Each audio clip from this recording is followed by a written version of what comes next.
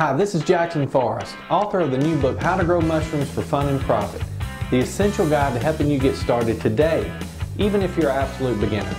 Now, before the video starts, be sure to check out our website at www.mushroomgrowingsecrets.com, where you'll get a ton of free resources to help you learn how to start growing mushrooms in your home, and best of all, making money from growing mushrooms, even if you're a total beginner.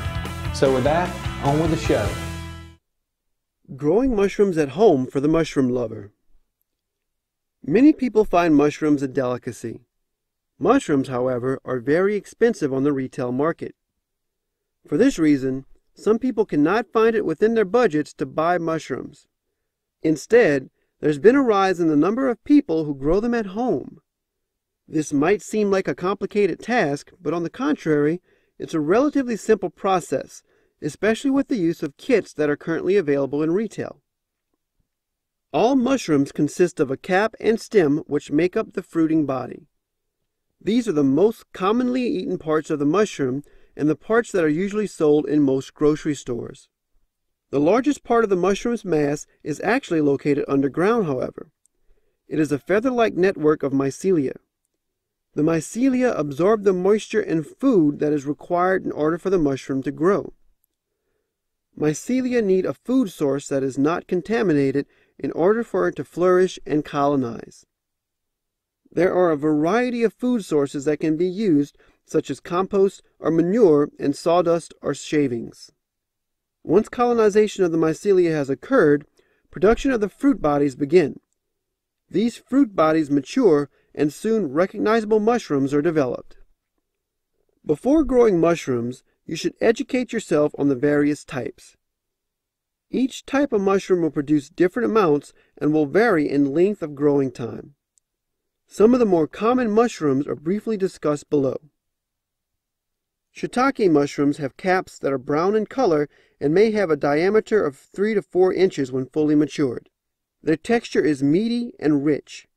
When growing indoors, the temperature at which the kits need to be stored can range from 55 to 75 degrees Fahrenheit. The kit should produce 2 to 3 pounds in about 3 months. These particular mushrooms are revered highly across the Orient and are currently being studied by scientists for medicinal purposes and antiviral properties. Oyster mushrooms have the texture and flavor of actual oysters. The mushrooms come in a variety of colors ranging from white, gray, cream, and pink. The easiest of these to grow is the white variety. These will begin to fruit in a wide range of temperatures varying from 55 to 75 degrees Fahrenheit.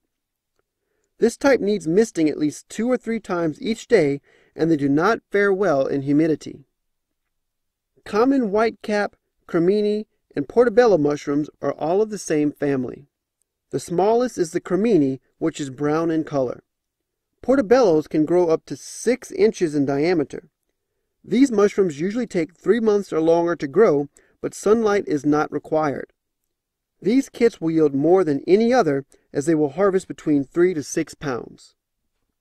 By simply following the directions that accompany the kits, you can grow and harvest all the mushrooms you want or need for much less expense. Many acquire a true love of the production and decide to move to outdoor growing.